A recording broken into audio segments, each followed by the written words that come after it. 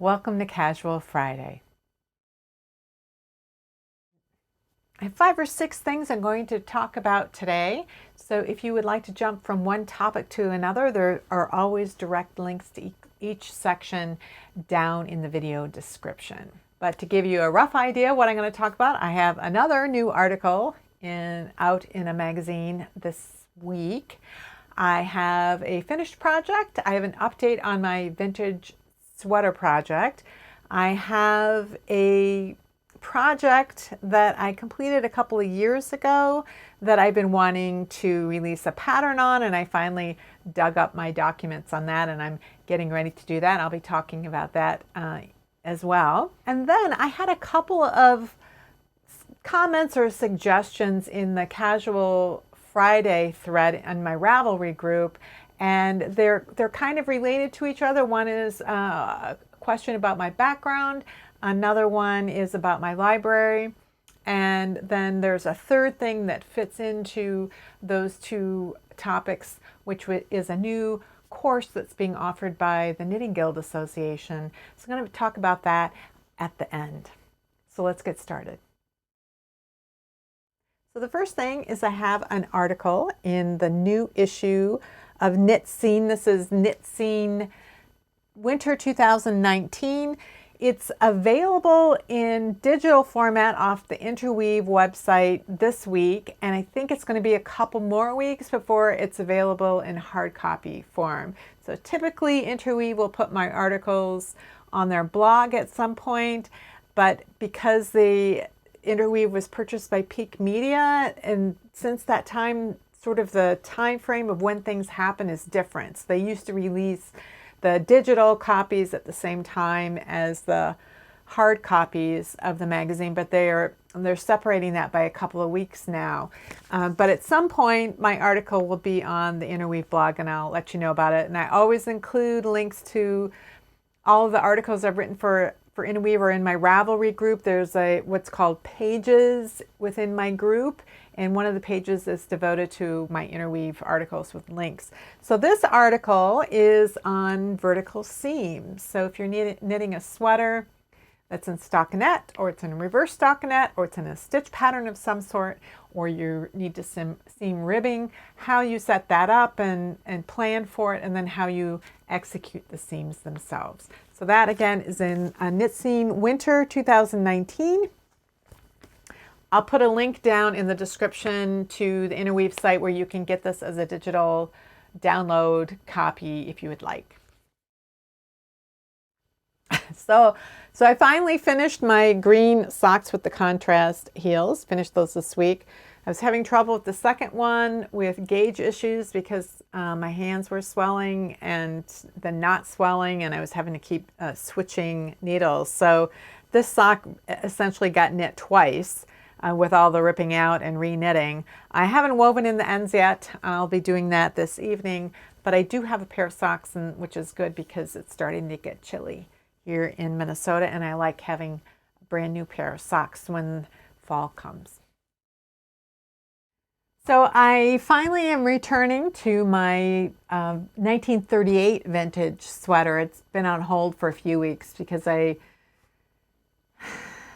every single part of this sweater has been knit at least twice, and I was going to have to redo the yoke, and I wasn't sure how I was going to do that. So yesterday, I think it was, I did a swatch of the yoke and compared it to the actual sweater to see if it was going to hang down the way that I was expecting. And I filmed that yesterday, so I'll show you that now. So what you can see is that this sweater is pulling up right here, and this is a classic problem with any sweater, but in yoke sweaters in particular, is that the yoke is knit the same all the way around, and there's nothing lifting the back of the neck up, so it gets the room it needs by pulling up the sweater from below.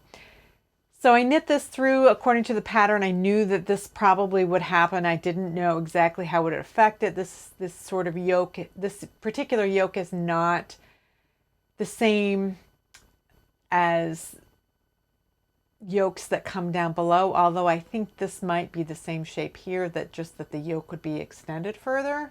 Since I've done some reading since then, I'm not sure because I don't do a lot of yokes.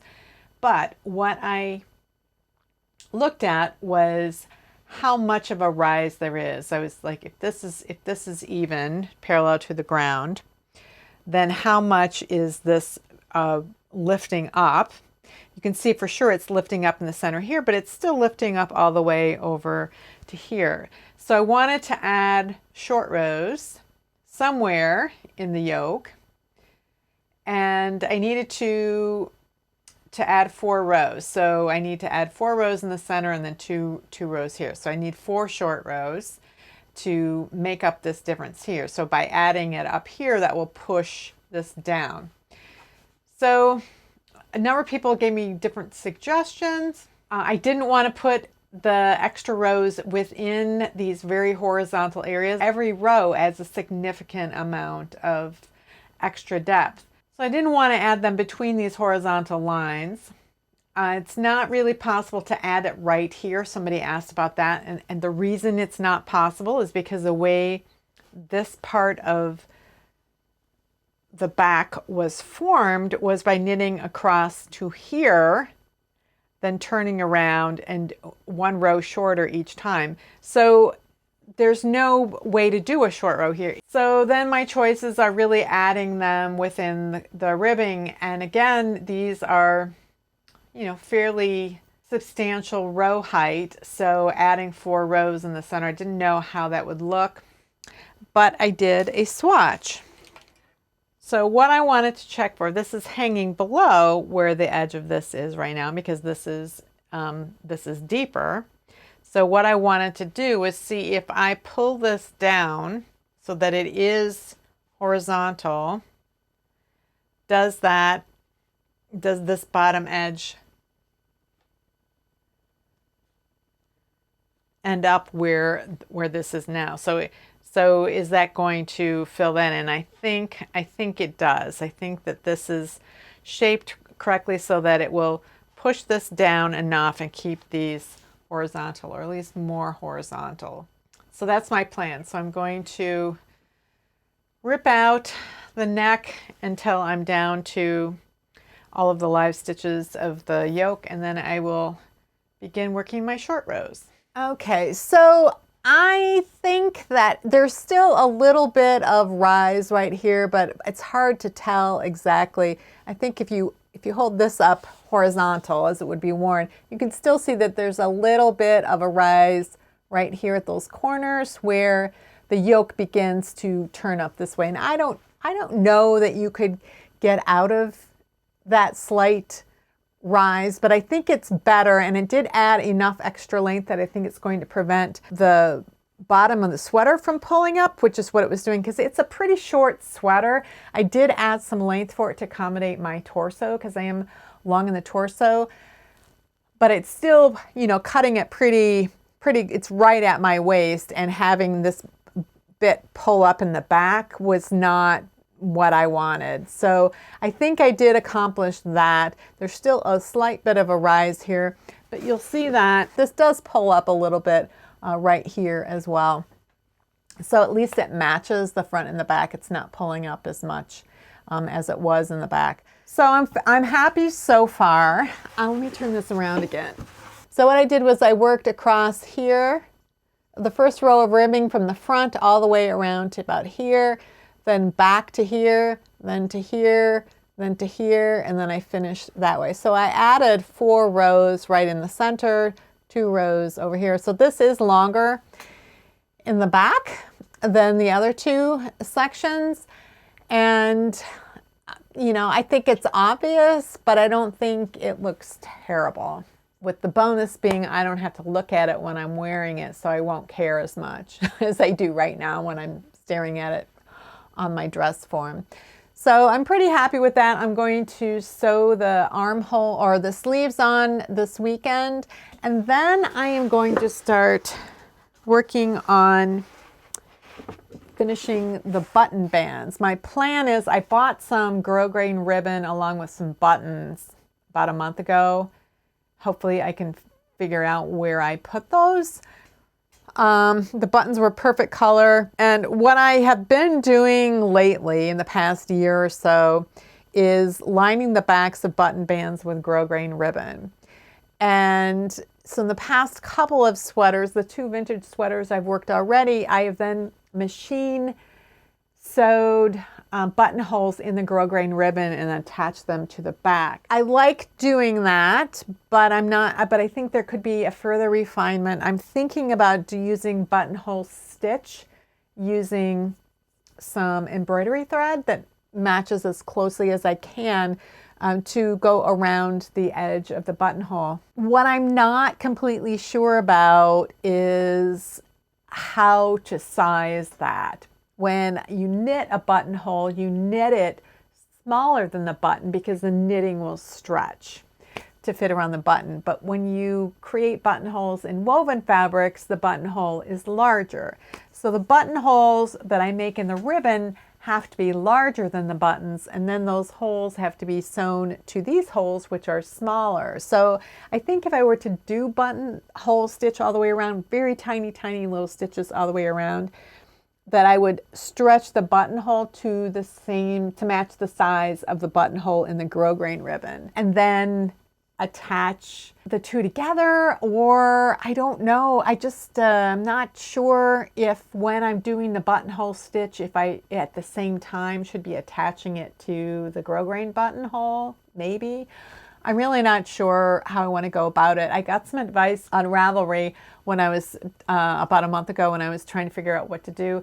And some people were suggesting doing some things that there's like a stabilizing thread of some sort that you can do when you're using buttonhole stitch around tailored fabrics like woven fabrics.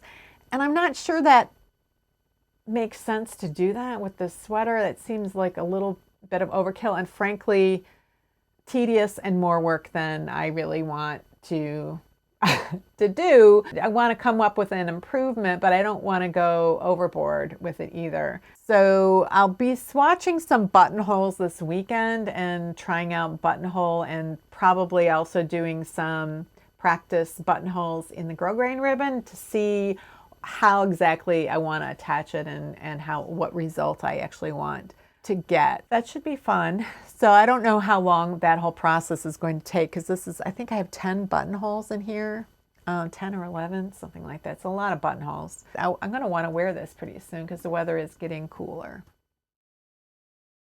So about a year and a half ago, I think it was April, May, oh, you know, it was probably April because I was thinking it was an April Fool's Day theme. So I was doing fake grafting and fake this and fake that. So I did a video on mock cables, how they worked and how you could kind of design your own, and the different types of mock cables that are out there. And because I was really interested in how they work, because mock cables are something that you'll find in patterns, and you can recognize that they're a mock cable, but there's not like a section or book that I know of. If one of you knows of one, I'd love to hear about it, and you could leave that down in a comment. So I wanted to figure out basic types of cables, like basic rope cables. How would you make a mock cable of different sizes? Like, what are the rules behind it? How would you create horseshoe cables from that using the same kinds of techniques that you would use if you were doing standard cables? You know, how would you combine all of these things together to produce different sorts of results? I think the first article I wrote for Interweave was an article on that topic. And so it was one that was interesting to me. And at the time, I also came up with a pattern for hats. And I believe I showed them in the videos that I did. And they were 2 hats I knit from the same skein of yarn. It was a skein of shepherd's wool, I believe it was called. It's from a small mill in Michigan. And there's only one shop in the state that I know of, in our state here in Minnesota, that sells it. It's down in Prior Lake. It's a yarn shop that's in a library, which is kind of cool. And I'd heard about that yarn. I happened to go to that shop on a on the shop hop, and I picked up the yarn. I felt it. I'm like, oh, what is this yarn? I saw it was shepherd's wool. I'm like, oh, that's that yarn that I'd heard about. Well, the yarn comes in 4-ounce skeins rather than in 100-gram skeins, and that turned out to be enough to knit 2 different hats. And so it's a worsted weight yarn. I was able to knit 2 hats, and they're both mock cables, but they're subtly different from each other. This one has mock cables that a lot of people are used to in terms of how they're composed. You use a combination of yarn overs and decreases in order to produce this look of the cables. And then the cables down here are these little kind of mini mock cables that you see a lot in Japanese stitch dictionaries, where there's a little eyelet in the middle. So that is one version of this hat, is one that uses yarn over increases where you see the eyelets. The other version of this hat uses closed yarn over increases for the cables. So it's a type of make one increase. It's not the kind of make one increase where you're lifting the running thread, because that kind of creates a little bit too much tension. And it's not the kind of make one increase where you create a twisted loop on the needle. That creates, I have found for me anyway, creates a little bit too much slack between the stitches. So instead, I either use a yarn over or a reverse yarn over, and then on the next round, I work it so that it twists. So if it's a reverse yarn over, where you're coming over the needle from behind to the front and then under the needle, then you can work the yarn over through the front to twist it. If you do a regular yarn over, then you would work through the back to twist it. And one creates a left-leaning increase and one creates a right-leaning increase. So those are closed. So these are a little bit more subtle. They don't have as much kind of thickness as the ones with the yarn over, which tend to create a little bit more texture to them. They're a little flatter and subtler. And then these mock cables on the bottom are done using a similar technique as the Japanese one, but the result is closed. You don't see the yarn over, and that has to do with how these are structured. So I created these 2 hat patterns, and I really like both of them. And I wrote up a pattern, never released it. And I've been thinking about this lately. I have these designs that I have designed, I have knitted, I have mostly written the patterns, and then I just have never gotten around to getting test knitters or getting everything finalized and then published. So that's something I want to do this fall, is start clearing out some of these designs that I have that are just sitting around in my office and creating published patterns for them. So one of the things that's part of the process of me publishing a pattern is having test knitters go through the test knit. So these 2 samples were done with worsted weight yarn, and because of the way that the mock cables are formed, it's a very large repeat. It's a 20-stitch repeat, which means that it's really hard to size up or down using that same yarn and needle size. So the hat does work with thinner yarns and smaller needles, and work exactly the same for an infant hat with fingering weight yarn and appropriate needles, sport weight yarn for toddler size, DK weight for a child, worsted for an adult, and Aran weight for a large adult. And you can use the same exact row counts and everything for the hats and get them to be proportioned in the correct way. So I'll be looking for test knitters who'll be willing to knit in each of these different yarn weights. And that'll be coming up pretty soon. So if that's something that you're interested in, then you should go to my Ravelry group. I'll create a post in the Ravelry group looking for people who are interested in being test knitters, and I'll have the requirements that I'm looking for in a test knitter. I don't just take, whoever the first volunteer is. There are some requirements that I will and expectations that I will have from anyone who wants to be a test knitter. So look for that coming up very soon. So I had a couple of comments or suggestions in the Ask Me Anything for Casual Fridays thread in my Ravelry group that I wanted to share with you, and then I wanted to address those questions. And on top of that, I wanted to talk about a new course that the Knitting Guild Association announced this week. The first comment suggestion I got was from Witty, who said, "Hi Rox, I'm not sure if you've talked about this before. One of the things I love about your videos is seeing all of your books behind you. I can identify some of the larger ones just from the videos, but I'm wondering if you could share what you think are the best books to seek out. I guess mostly reference books, but any suggestions would be appreciated. I love learning from your and others' videos, but I'd like to build my library of resources as well. Thanks, Witty." And then the second post was from Deba Lee, who said, "Hi, you are a wealth of information. I'm wondering where you were trained / how you learned everything you know. It's so impressive." So I have talked about my library in the past in the very early Casual Friday videos, and occasionally since then I've done some videos as well, where I talked about general reference books. I've talked about stitch dictionaries of different types. I've talked about these on and off. And I have also talked a little bit about my background in terms of how I learned to knit, and then as well as the Master Hand Knitting Program. I did a video specifically on the Master Hand Knitting Program, and it does come up every once in a while. I talk about, oh, when I was in the Master Hand Knitting Program, we had to do this or that or the other thing. So a lot of you won't have seen those videos.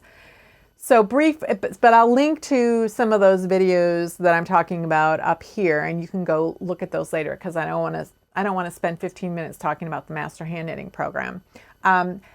And really, the more I was thinking about this answer, because I've been thinking about it for a few days, and it isn't that my background is that I'm a master hand knitter and that I was trained or that I learned to be a master hand knitter in a certain way. My background prior to that is really probably what has led me to have as much depth of knowledge in knitting as I do have. So I thought I would just take a walk through my background, and then you can kind of see how all of that built into where I am today in terms of my knitting knowledge. First of all, my primary personality type is that I'm an information seeker. I really love to learn things. And when I get interested in something, I really dive into it, and sometimes obsessively. When I started getting into genealogy and looking at my family history, I really thought I would spend a couple of weeks and find everything there was to know. And that turned out not to be the case. And sometimes when I'm doing research, I literally cannot pull myself away from it. It's like it's obsessive. So it's a personality trait that has, like every personality trait, there are advantages and disadvantages to it. But I really am an information seeker. I just love learning new things. And it's important to me when I'm doing something that I'm enjoying that I am always learning. A second aspect of my personality is that I'm an information sharer. And sharing information requires a community, even if that community is one other person. But you can't share information if there is nobody to share it with. A third aspect of my personality is that I'm highly analytical.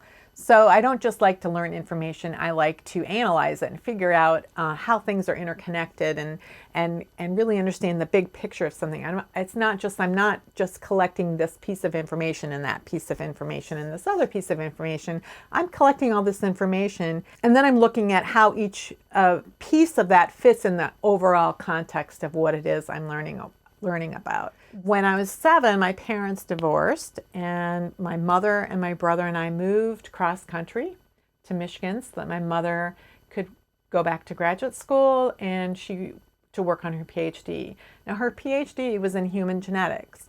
My mother was a scientist, and what scientists do is they continue to collect information, more and more information, and they continue to put it in the context of what they already know. So if the new piece of information conflicts with what they already know, they have to change what it is they know. And they don't discard that new fact. They use that and create a new understanding based on the information that they've collected.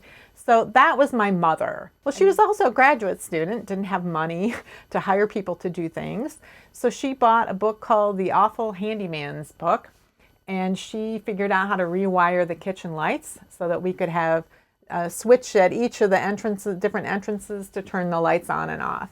So she figured out how to do that. So she was modeling learning through books independently. When we moved to Michigan, we, of course, were in a new school district. And that school district, this was 1969.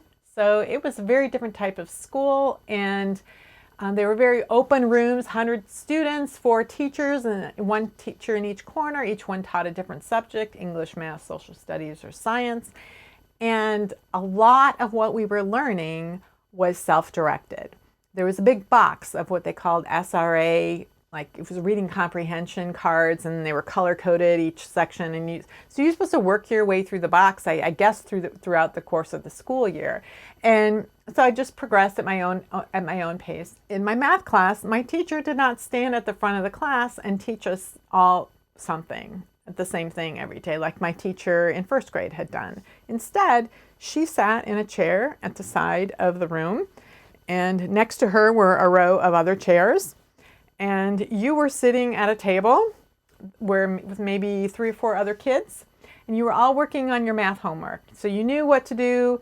You know, when you finished chapter 1, then you would move on to chapter 2, and you knew what to do these problems, and then you work on chapter 3 and this other set of problems. When you got stuck, you asked the other kids at your table, or they were asking you for help and you could help them. And if nobody knew, if you couldn't get the answer, then you would go over to that row of chairs and wait your turn to get help from the teacher. By the time we got to middle school, most of the kids were being taught in a classroom with a teacher at the front.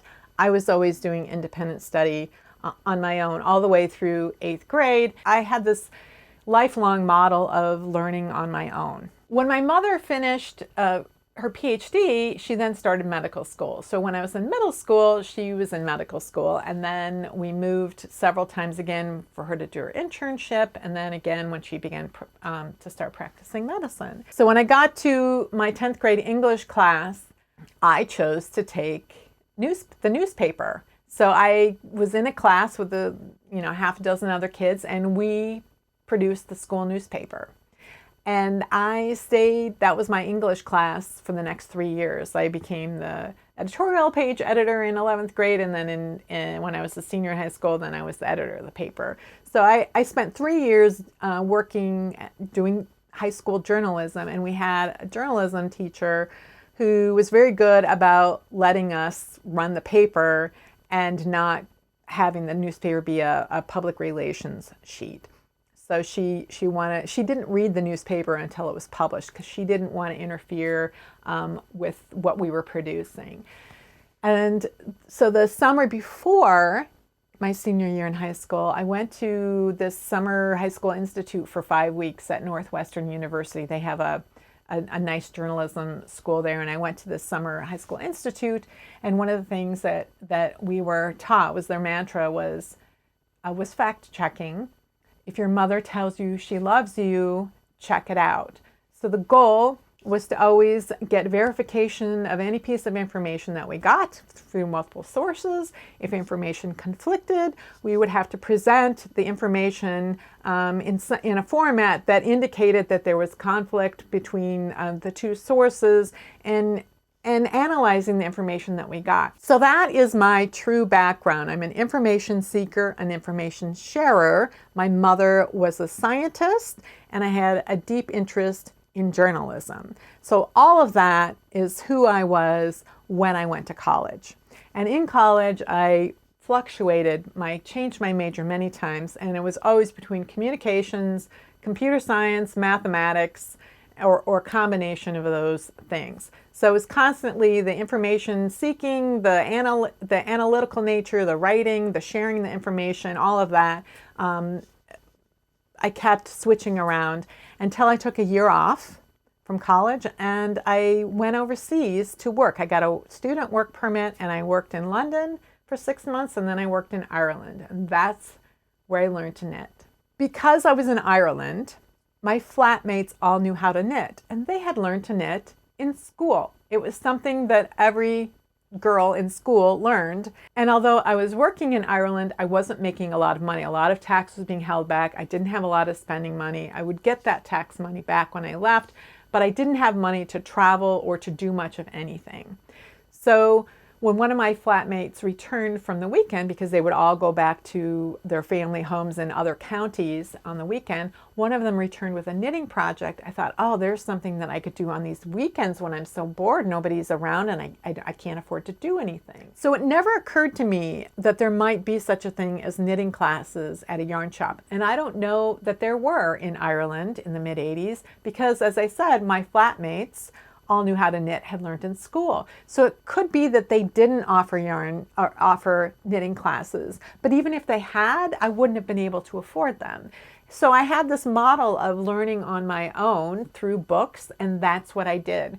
I learned to knit by just choosing patterns where I would learn something new. And the sweaters at that time were basically just rectangles with sleeves and a hole for the neck. There was not a whole lot of fit to worry about in the 1980s. So everything was oversized, and if you could get your head through the hole and the sleeves were the right length, then it would fit you. The problem that I had was that I had no knitting community. I was an isolated knitter. So I could learn all of the things that I thought of learning, and the only things I thought of learning were what I saw in a pattern in whatever yarn shop I happened to be in. I didn't have any other way or knowledge about learning in a different way because I didn't know any other knitters. So I got married, and then at the end of 1994, I had my first child. And about a year later, at the beginning of, say, 1996, I started wanting to find some things for myself to do. And so one of the things I did was I went to a yarn shop I had never been to before, and they were selling knitting machines, something I'd never seen before. And I got very interested in knitting machines, and eventually I bought one. And along with my knitting machine, I bought a book on how to do machine knitting, and I bought software called Design a Knit. So if I wanted a size 2, something that would fit a 2-year-old, it would give me a schematic, and I could say I wanted it to be a cardigan and I wanted it to have a V-neck, and it would just do all the proportions automatically, and I could tell it my gauge, and so I knew how many stitches I had to work with, and I would create these little intarsia designs on the patterns. But I didn't really know anything about designing the silhouette, the schematic. That was very mysterious to me. The software allowed me to change it, but I really didn't know why or how to change it, like why, in what way I would want to change it. So I just stuck with that.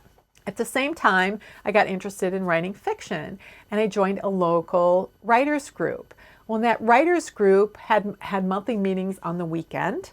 I would go into the program, then they would have a social time afterwards where you could go to lunch and you could actually meet people. They had workshops. I was meeting people. There were conferences we would go to. Eventually, I had critique groups and various things. I actually had, and there were email groups and online forums. There were these communities in all different forms that I had that had to do with the writing. And that made a huge difference in what I was able to learn. But with my knitting, although there was the local Knitters Guild, at that time, the meetings were on weeknights on a university campus that I had difficulty finding. This is all before navigation systems in your car. And it was dark. I don't see well in the dark. And finding my way around this campus, it was really difficult for me. And the situation was different for those where they would have a program and you could talk a little bit with people, but it wasn't like with the writers group, which was on a morning on the weekend, which you could then go to lunch. It was in the evening, and there was no way for me to really, I didn't think, get to know other people in the guild. And I didn't go for years until there was a period of time from 2000 to 2005 when I was mostly focused on writing and not much on knitting at all. Any knitting I did came from my patterns and stash that I already owned. I didn't go to yarn shops. But in 2005, I turned on the TV, and there's a TV show called Nitty Gritty. There was a TV show about knitting on TV, something I'd never even imagined would ever happen. And Lily Chin was there knitting with beads, something I had never done. Through all my explorations of trying a variety of different types of stitch patterns, I'd never encountered that. I was going to a writer's conference that summer. I thought it would be fun to knit myself a little shawl with beads on it when I went to the writer's conference. So I marched down to the yarn shop. I got the materials for that, and I started knitting again. And I realized that was when I discovered there were online knitting forums, there were email groups. The textile center had been built and the guild moved there, and I could find the textile center. And then I started finding out that the guild had workshops and other things besides just the monthly meetings. So I started seeing a little bit more community that way. But because I was finding online email groups, things like Stitch and Bitch groups, I could find out where local knitting groups were. I had a community. A lot of the community was online and didn't live near me, but just having that community made a huge difference. Now, at that same time is when I started the Master Hand Knitting Program.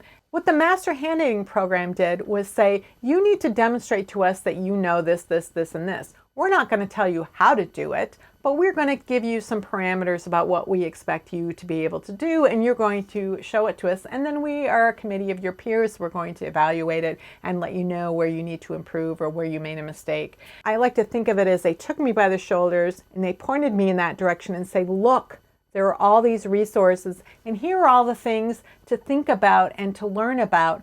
Go do that. And that was the revelation for me in terms of really enhancing my skill set. But it was the community of knitters who were asking questions that I never thought to ask, and who were having problems that I had never encountered before, and caused me to think about, well, why would they be having that problem? Oh, wait, there's other styles of knitting I'd never heard about. So it was interacting with these other knitters who knew about different knitting styles or who had different problems than what I had had that made me start really examining knitting in a different way. So the community combined with the Master Hand Knitting Program completely changed my knitting life, and I began really accelerating what I was learning. The more you know about something, when you learn something new, that new piece of information has a lot more meaning for you than it may have for someone who is a newer knitter. Just because you already know X, Y, and Z, when you get this piece of information, you can see how it fits with X and with Y and how that interacts. You can see the possibilities. You have a different understanding of that piece of information than somebody whose skills are more limited or experience isn't as broad. One of the issues that a lot of knitters have with the Master Hand Knitting Program is that they want to be better knitters, but they don't care about designing or writing patterns or doing research or doing a lot of the other things, because the Master Hand Knitting Program is about everything that has to do with knitting. It isn't just about knitting. It's about the history of knitting. It's about fibers. It's about writing patterns. And it's about how do you design, how do you communicate to other knitters. So it includes a lot of things. It's really comprehensive, but not every knitter wants to do that. Some of the writing can be very intimidating to people who have writing anxiety or just aren't interested in that. They might want to know information, but they don't want to tell you what they know. They just want to absorb it for themselves. Up until I started the Master Hand Knitting Program, the books that I bought were pattern books. So like these are a lot of the books I bought in the early years, especially when I had a young niece and nephew and then I had little kids. A lot of knitting books on, little kids knits, like Debbie Bliss books, things like that. So there were books full of patterns. They usually had a small reference section in them, but not really much of anything at all. But that was what I was buying. When I started the Master Hand Knitting Program, part of that is that you have to cite references when you submit a swatch or you answer a question or you write a report or whatever you do. You have to cite references for the techniques that you use, which means you have to have some general reference books. So there were 3 knitting reference books at that time that were really recommended, and I bought all 3 of them. So from then on, my books have been reference books in some ways. Not general reference books, but they have been books that I can use as reference. So they might be stitch dictionaries, they might be books on design, they might be books that include a lot of patterns, but that have a very large reference section, particularly if it has to do with traditional knitting styles, and they'll talk about the history of it, and they'll talk about the components of mittens or socks or whatever from that particular region. And so what makes up something that is traditionally from that area, so that you can guide yourself if you want to knit something or design something of yourself. So what I thought I would do, because I do have a lot of books in my library. I think I have around 130 books at this point. A lot of them are from the early years, which aren't going to be of any interest. But I thought in the next couple of weeks that I would go sort of shelf by shelf or category by category and tell you about the books that I do have, which ones I tend to reach for the most, and why I like them. Because the reason I like a book may not be the reason that you would want a book. It'll maybe give you an idea of how you can start the foundation of your own reference library, and then how you can build it from there. So all of this leads back to this announcement that the Knitting Guild Association, who runs the Master Hand Knitting program, their announcement this week was that they have come up with a new course. But this new program that they have is a certificate program for those who don't want to write reports or patterns. It's called the Professional Knitting Certificate, and it says this program is designed to meet the needs of those who wish to test their skills without the emphasis on design and pattern writing that is part of the Master's Hand Knitting program. We've developed it with input from yarn companies, editors, and designers to prepare knitters to do sample and test knitting, as well as to just know that they have top quality skills. So I'm going to leave a link down in the video description about this program. So for a lot of people, when they hear about the Master Hand Knitting program and then they hear what it entails, it just seems like, ugh, that's not something that they would want to do. They just want to be better knitters.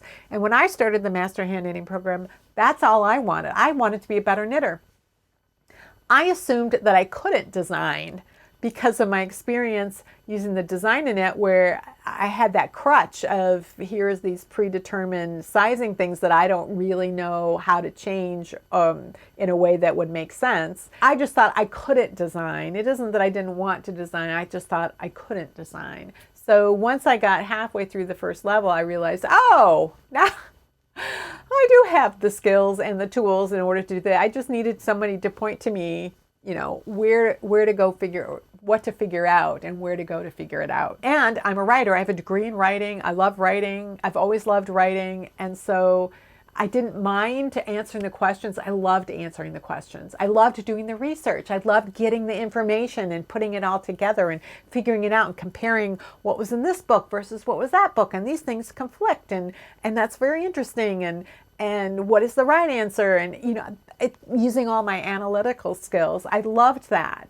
And then sharing what I learned on paper for the committee. That was all really fun for me, but it's torture for some people. They don't want to do that. This is a nice option for people who really just want to make sure that they really want to increase their skills, but they don't want to have to do a lot of the other things that are involved in the Master Hand Knitting program. Like I said, next week I'll start going through my shelves and talking about how to build a reference library of your own and things to consider. That's it for this week's Casual Friday. If you have any comments or questions about today's video or suggestions for videos you'd like to see in the future, you can leave those down in the comments below or join the discussion in my Ravelry group, Rocks. Thanks for watching, and I'll see you next week.